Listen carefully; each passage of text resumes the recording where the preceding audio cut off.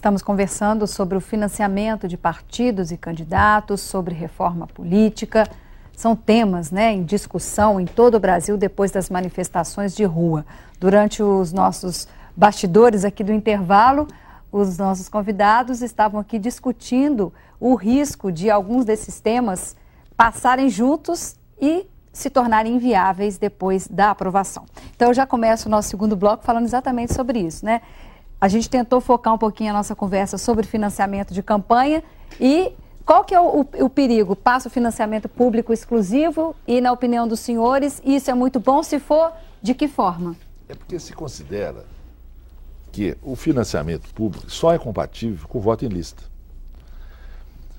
Eu acho que não seria bem assim. Eu acho que nós poderíamos criar uma maneira de não acontecer isso. Mas não é fácil. Não, eu concordo com o deputado Sávio aqui, não plenamente, porque ele acha que é impossível. Eu acho que não. Porque, como nós temos hoje esse sistema misto de financiamento, por exemplo, televisão e rádio é feito pelo poder público. E é muito bem arrumado isso aí. E, aliás, os tribunais regionais eleitorais já têm um poder de fiscalização gigantesco.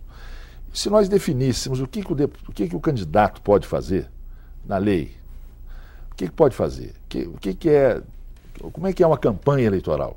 Ora, estabeleça limites para essas coisas, para o jornal, para o santinho, enfim, como tem limites para a televisão, como tem limites para o rádio. Mas hoje já existe uma limitação. Existe uma limitação que não é pública.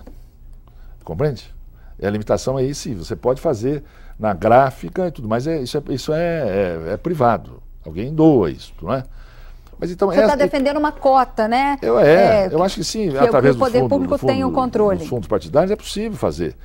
Seria mais fácil em lista, compreende? Mas eu acho que a população brasileira, para assimilar o que é voto em lista, vai demorar um pouco de tempo. Porque o voto hoje é uma relação pessoal, compreende? É uma relação pessoal do eleitor com o seu candidato. A pessoa quer saber como é que é o candidato, o voto em lista você fica lá. A campanha praticamente desaparece. Quem faz a campanha é o partido com as propostas do partido. O que é uma coisa muito lógica, muito avançada. Fortalece, inclusive, os partidos. Sim, bastante, mas eu quero dizer, como é que seria recebido isso nas cidades do país, cidades médias, em que há essa relação muito próxima com o candidato. E que há as grandes lideranças. Aí se coloca dentro do distrital, que seria o ideal. E no distrital eu até defendia o distrital, até que eu fui me aprofundar na questão do distrital. Eu acho que o distrital é muito difícil. Como é que nós vamos dividir o país em distritos? E distritos, tem países que têm uma tradição de distritos. A França tem, a Alemanha tem, os Estados Unidos tem menos, mas tem também. Nós não, a nossa tradição é estadual. Minas Gerais, Pernambuco, Amazonas, Rio Grande do Sul. Aí vem o distritão, sim. Mas eu acho que... Então, veja só, como é que nós vamos dividir aqui a grande BH? Quantos distritos nós vamos ter? Como é que nós vamos dividir o limite do distrito? Divisão diferente, para estadual e federal. Divisão diferente, porque... o número é diferente.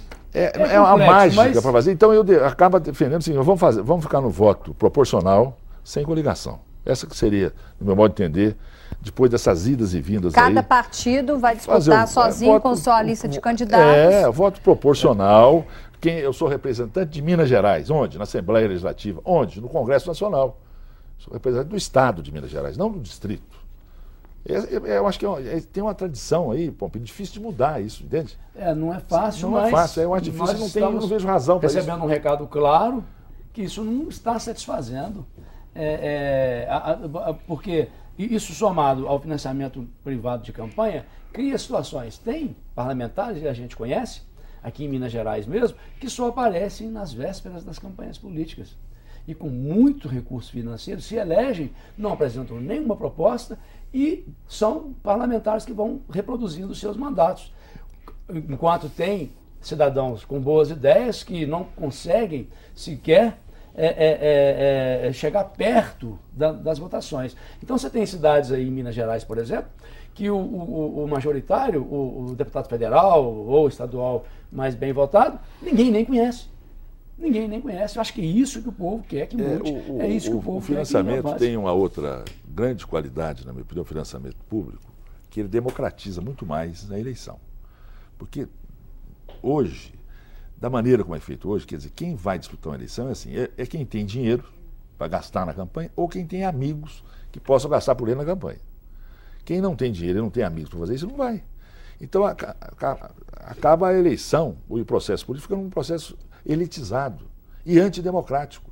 Porque muitas vezes a pessoa não tem recurso, mas tem capacidade, tem condição, tem preparo, tem tudo. Mas não pode, fica limitado em razão da falta de recursos, na verdade. É o poder econômico. Então, é isso, é o poder econômico, que aí o financiamento público poderia harmonizar, não é? Eu acho o seguinte, toda vez que você chama um plebiscito, é positivo.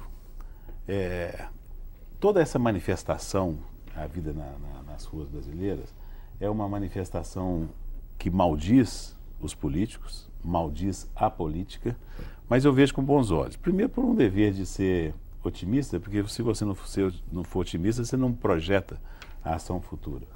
E segundo, porque embora maldizendo a política e os políticos, eles estão agindo na política. Eles estão manifestando sobre temas políticos. E eu tenho a esperança de que isso contribuirá para um upgrade da cidadania no país, que o processo democrático não se exaura, não se extinga na hora do voto. Essa é a minha esperança. Mas o que a gente falava aqui, então, como eu acho muito positivo os plebiscitos, eu acho que eles têm que ser conduzidos dentro de um processo constituinte em curso, para não permitir que ele produza Frankenstein, que era o que a gente comentava aqui. Por exemplo, voto nominal e financiamento público.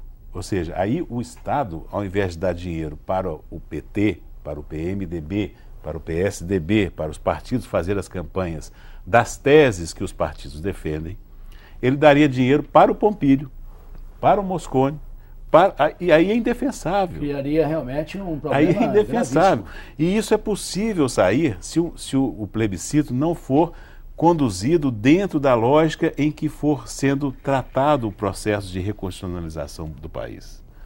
Então eu acho que os plebiscitos têm que ser feitos, mas num processo constituinte em curso, para não permitir que se gere absurdos no resultado é como se votasse no plebiscito a monarquia presidencialista.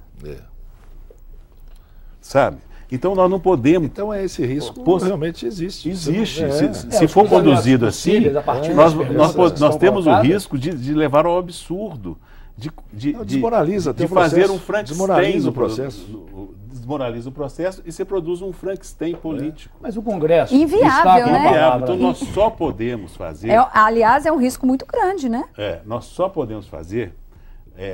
E quanto mais existirem, melhor... plebiscitos para definir sobre questões específicas, mas isso inserido num processo constituinte.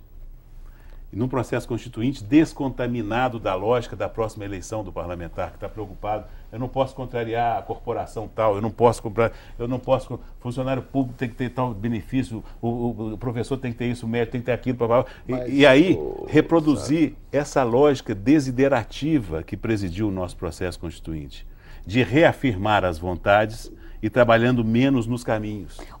Nós precisamos mais trabalhar nos caminhos de atingir as metas da nação brasileira. A iniciativa, como veio do Executivo, ela tem realmente essas questões que nós estamos discutindo aqui. Mas o Parlamento, que devia ter tomado as iniciativas, não tomou. E o Brasil parecia estar num mar de rosas e, de repente, o povo foi para as ruas cobrando fortemente que a gente tomasse providências com relação a muitos temas difusos, na verdade, mas que todos têm a sua crítica maior às instituições e à política. Se a Assembleia de Minas toma a iniciativa, por exemplo, de iniciar uma proposta, uma discussão constituinte com outras assembleias do estado, do país, e você falava disso ontem, e provoca o Congresso Nacional para que isso aconteça, também porque a presidenta tomou uma iniciativa, isso é louvável, porque do jeito que estava, como o Mosconi mesmo detectou aqui, não havia nas ruas, e não há ainda, nenhuma liderança e nenhuma palavra de ordem que as pessoas entendam, que os cientistas políticos entendam. Isso tudo levou a presidenta a tomar uma iniciativa, que eu acho louvável e concordo. Mas, agora, Pompílio, cabe a nós também, legisladores, cabe a nós também, políticos, também tomarmos uma iniciativa. Sim, mas eu acho que nesse momento, compreende, nós precisamos quantificar mais ou menos as questões colocadas pela população brasileira. E é interessante que há uma sintonia, não é, no país inteiro, que a manifestação aqui é muito semelhante em termos de demanda à manifestação de Pernambuco, à manifestação do Mato Grosso. Nada é discrepante em relação a isso. Tem uma certa uniformidade nessas questões. E é isso, não sai disso, é saúde, educação, segurança, transporte coletivo. Então tá, e depois vem a reforma política, que eu acho muito importante como política. Agora, mas para resolver os problemas maiores da população brasileira, eu acho que eles ficaram postergados, entendeu, meu Vitor? Eu acho que não dá para esperar, falar, educação, vai fazer o quê? Não, vai o negócio de 70% do pré-sal, não sei o que lá. E a saúde, 25% da royalties, petróleo. Tá, é louvável, mas eu quero dizer, nós precisamos ter uma resposta, compreende? Essa poderia ser feita com uma brevidade muito maior. Então, a minha preocupação é que daqui 1 mês, 2, 3, a população sai de novo na rua, ela não resolveu nada. Não resolveu absolutamente nada. Mas não são questões complexas também? São questões complexas, mas algumas delas... resolver ela sozinha, muitas das coisas. Sim, não são fáceis. Por isso que depende exclusivamente mas eu quero dizer... de uma discussão política profunda com a nação. Tá bom, mas o Congresso já deu. Se a presidenta pudesse ela mesma dizer, olha, está resolvido isso, está resolvido aquilo. Veja só, a PEC, essa PEC 47, é isso? 47? 37? 37. Já foi resolvida. O povo já ficou satisfeito, porque está lá cheio de cartazes. Chega de PEC, não sei o que lá. Foi resolvido. Já foi apresentado um outro projeto mesmo. Sim, mas aquela foi resolvida e satisfez a população. Sim, mas veja, e não vai progredir. Agora o negócio da... Veja, a PEC a respeito do poder do Ministério Público de investigar. A questão dos homossexuais, o chamado cura gay também, que acabou saindo pela força das ruas. O Congresso saiu fora, acabou. Então são respostas que foram dadas, compreende? Agora, eu quero saber o seguinte, se esse negócio da saúde vai embora sem tomar uma... Porque trazer médicos de fora, 6 mil médicos, sei lá quantos, tá bom até isso acontecer. É uma resposta. É uma resposta. Que não é boa. Eu considero não será boa, veja só. Como é que nós vamos nós fazer temos médicos? Aí outra polêmica. Nós precisamos fazer mais uma Assembleia de Debate. Já fizemos aqui, que foi altamente polêmico, inclusive. Mas é uma resposta para a questão da saúde que está nas ruas. Escuta. Tem cidades, eu fui prefeito, eu fazia processo de contratação de médico, o deputado sabe, não aparecia nenhum. Tá. Pediatra. Fazia lá o processo de contratação. Mas o que eu estou querendo dizer... Não tem cidades no estado de Minas que não tem sequer um médico. Eu não sou contra a vinda dos médicos. Eu não sou contra de maneira nenhuma. Nós somos um país de imigrantes. Eu sou descendente de imigrantes, você também é. O Sávio Souza Cruz deve ser também. Tá, eu também sou. Também é. Todo mundo é. O povo o que eu quero dizer é o seguinte, assim. os médicos, para virem para cá, eles têm que fazer um exame de revalidação. Não dá para entender. Deputado Moscone, aí o senhor está trazendo uma polêmica tão grande aqui para o nosso CPI. Mas então, essa não é uma resposta imediata, entendeu? Faz a revalidação. Quer uma saúde melhor? Que é médico. Não é assim. É médico. Mas médico capacitado. Olha só, que é médico e os médicos não vão para o interior. Tem esse problema. Médico capacitado. Esses médicos que não fazem, quando eles fazem a revalidação aqui, você sabe qual é o índice de reprovação nos exames de revalidação? 92%. Que é o índice do ano passado, dos cerca de 900 estrangeiros que vieram. Vamos passar uma borracha nesse exame eu mesmo e vamos trazer esses médicos. Mas pode. Só para isso não é resposta concluir esse assunto, Helena, não é resposta. Eu propus na Comissão de Saúde, que o Moscone é presidente e eu sou membro, uma audiência pública para a gente discutir também a avaliação dos médicos formados no Brasil. Será que eles terão índices melhores? Olha, veja bem... Entendeu? Eu acho que é um outro assunto, mas... O deputado sabe quer me ajudar nessa... a colocar panos quentes nessa polêmica. Tem erros médicos por aí, os conselhos recebem queixas toda hora, mas a grande maioria dos profissionais trabalham em condições absolutamente normais. Mas será que entendeu? se for feito um teste? Mas olha, sim, mas eu quero dizer para você, nós temos as faculdades de medicina, que são legalizadas, não é? Elas preenchem todos os preceitos da legalidade. Então, os médicos formados, tem os conselhos regionais. Então, bom, não podemos comparar o Pompilho com um médico que vem de Cuba ou de sei lá de onde e que não sabe como é que é. Ele não sabe como é que é. Do Canadá, não sei de onde que vem. Qualquer país civilizado, para aceitar o profissional tem que fazer o exame. Aqui a orientação da nossa... É porque, inclusive, o deputado Moscone era um dos parlamentares médicos que participaram desse Assembleia de Debate que foi sobre essa importação, e foi um programa quente, né, deputado Mosconi? Então eu já estou aqui, porque senão a gente não vai falar sobre a reforma política. Por exemplo, tem uma PEC, essa coisa de votando aos espasmos, reagindo à opinião pública de forma espasmódica. Na maratona de projetos? Tem a PEC 250. A respeito do que é, deputado? A PEC 250, se for colocada em plebiscito, eu acho que ela dá 99% favorável. Reduz o número de deputados para 250. Sim. Se votar que deputado não precisa ter remuneração, não precisa ter nem comida, vai aprovar. Então, eu acho que essa resposta espasmódica no clamor popular, se ela não for institucionalizada e dirigida para algo que seja construtivo, pode levar aos absurdos que a gente chegou a comentar aqui. Financiamento privado de candidato, financiamento público de candidato particular, coisas desse tipo. E a mesma coisa na reestruturação política, porque se puser em plebiscito, a Assembleia passar a ter 3 deputados ou 2 ou nenhum, vota, vai ser aprovado. Isso é o melhor? Isso é o melhor? Então, para conduzir, levar a bom porto um processo de reinstitucionalização nacional, só no bojo de um processo constituinte escolhido com este fim. A pessoa vai votar delegando poderes para aquela pessoa trabalhar a reinstitucionalização constitucional do país em nome dela. E ela vai aferir isso. E essa pessoa não terá nenhum motivo para fazer concessões à demagogia, ao processo eleitoral, porque ela nem elegível será. Como deputado estadual, federal, ela fez opção por ser constituinte, o que deve ser motivo de grande honra na biografia de qualquer um. Então, é isso que eu defendo. Né? Essas questões todas de como equacionar a saúde, a educação, o processo político, as casas legislativas, e aqui estava falando sobre o problema de distrito. O voto distrital não é uma tradição de países que são federações, como o Brasil. É verdade. Não pode ser uma adaptação assim, né? Como é que você... Então é preciso munir a população também de informação. Você teria que ter, por exemplo, em Belo Horizonte, mais ou menos pela proporcionalidade da população, nós teríamos, para deputado estadual, uns 15 distritos. Para deputado federal, serão só 11 ou 10.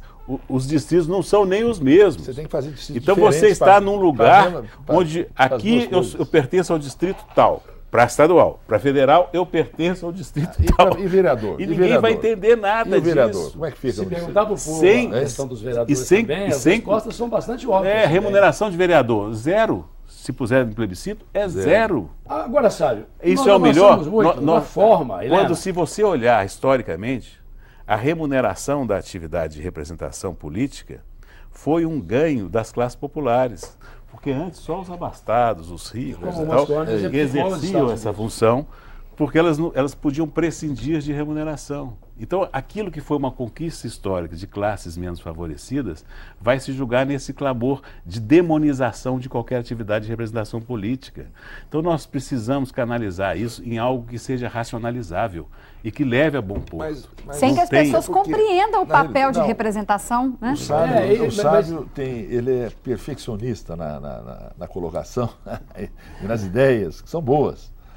Mas eu quero dizer assim, eu como médico, tem pacientes que necessitam um tratamento mais prolongado, o diagnóstico pode ser feito com mais vagar e tal. No pronto-socorro, aí não, tem que ser feito rapidinho. Não dá para esperar para amanhã, entendeu? Tem que ser hoje. Então a população brasileira, esse clamor aí, sabe, porque já esperou demais, entendeu como é? As coisas não acontecem. E eu estou vendo o seguinte, o que o povo quer na realidade? Se eu pudesse simplificar isso, dizer, o povo quer viver melhor. O povo vive mal, essa que é a verdade. O povo vive mal. Sim, é um desejo bem humano, todo mundo quer viver melhor. Mas ele está vivendo mal. Que proporcionar isso. Até não é a questão nem salarial. Ele poderia tem um salário pequeno, mas ele poderia viver razoavelmente bem. A educação nós não conseguimos dignidade. Tivesse segurança. Não tem. Dignidade. O indivíduo sai, e é difícil para chegar no trabalho. é difícil para voltar para casa, é difícil para levar o filho no sistema de saúde, é difícil para levar o pai para tratar do câncer. Então, e a escola é problemática, a violência chegou na escola. Tem plano de saúde. Mas veja só, então essas questões, compreende?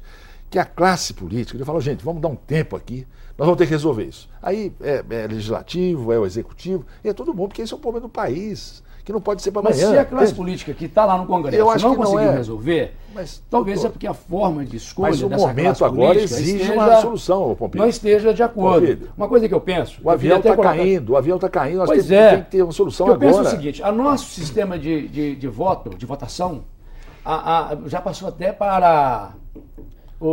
chama biométrica, votação biométrica. Muitas cidades já têm assim, e na próxima eleição talvez... Vai ser expandido, está aumentando a cada eleição. Mas o sistema político é antigo. A forma de escolha é avançada. Tanto que nos Estados Unidos a gente fica estupefato de ver que demora meses para poder se apurar uma eleição. No Brasil, acabou a eleição, daí meia hora a gente já sabe quem é o presidente, quem é a presidente. Mas as instituições políticas, como disse o deputado Salvo Souza Cruz, estão ainda no tempo do onça, estão andando de carroça. É essa a resposta. Porque se vai mudar o sistema de saúde como o senhor está propondo, quem? É o Congresso. De que forma? Esse que está lá? Da forma como ele foi escolhido? Da forma como foi o financiamento daquelas campanhas? Eu creio que não. Por isso que tem que haver um esforço. Claro que tem esses problemas, sabe? Das perguntas, às vezes, encavalarem, mas isso o Congresso é que vai ter que dar jeito. A presidenta, como foi bem dito pelo Michel Temer ontem, mandou uma sugestão, o Congresso tem que se debruçar sobre ele, achar as formas de não haver esses cruzamentos perniciosos aí, de o financiamento público ser privado, alguma coisa desse jeito. Mas que é preciso mudar a forma de representação política e o financiamento de campanha, acho que isso é tranquilo. Nosso tempo também já está quase terminando nesse segundo bloco. A respeito do sistema atual de financiamento, o senhor está me dando esse gancho aí, hoje é um sistema que é mais, o senhor usou, deputado Mosconi, o termo constrangedor, Ele, do jeito que ele é pior para quem concorre ao executivo ou para quem concorre aos cargos proporcionais, ou ele é um sistema perigoso dependendo da conduta? Ele é o mesmo para todos, entendeu? É o mesmo para todos. O financiamento é privado. E aí, ou o indivíduo tem o recurso dele, ou ele usa recursos de pessoas físicas, tem uma limitação, ou de empresas. Então, ele tem que bater na porta de alguém para poder financiar a sua campanha. Eu acho isso terrivelmente constrangedor. Isso aí humilha a classe política e coloca a classe política num patamar baixo, compreende? De submissão. Essa é a verdade. De perda de autoridade. Nesse sentido é que era a minha pergunta. Isso é pior para quem está no executivo? Olha só, quem financia a campanha do prefeito, talvez... empresa de limpeza pública, empresa de saneamento, que depois vão querer contratos. Isso não é democrático. Querem ser beneficiados. Esse é o problema, a nossa dignidade, entendeu como é? Não é republicano. Não é republicano de maneira nenhuma. Essa é a maneira horrível de fazer política. E também tem a questão de ser a matriz da corrupção, uma das matrizes da corrupção. Porque aí vem obra superfaturada, vem obra já encomendada, já o fulano vai ter que ganhar a licitação. Porque tem doador que quer um troco alto, um troco, entende como é? Então eu acho que essa maneira... E não há maneira de o político evitar isso sob o risco de não ser eleito. Esse que é o sistema. Eu, por exemplo, defendo. Pode fazer, mas... Voto em lista com financiamento público. Mas essa é uma posição minha. O Congresso, o que eu estou dizendo, o Congresso não vai aprovar isso. Por quê? Porque lá são os campeões deste sistema. Desse modelo. Desse sistema. Desse modelo que o Mosconi está eles não vão mudar. Mas muitos não aceitam mais, sabe? Por isso que nós igual precisamos. Nós não estamos aceitando aqui, muitos lá também não aceitam. Por isso que nós precisamos. 80%, 90% dos parlamentares que estão no Congresso são produto dessa forma de financiamento de campanha que a gente está falando aqui. Em que o partido não é o mais importante, é o político como personalidade. Fala que a presidente remeteu o pedido do plebiscito e tal, com algumas questões. O que eu acho que o Congresso deveria fazer é inserir isso num novo processo constituinte. Aquilo que pudesse ser emergencial, que pudesse dar a resposta rápida. Essas respostas imediatas. Porque o que nós não podemos se você só faz o urgente, você não faz o importante. O importante é reconstitucionalizar o país. Aquilo que for urgente, que puder ser feito sem comprometer o processo de restitucionar, vamos fazer.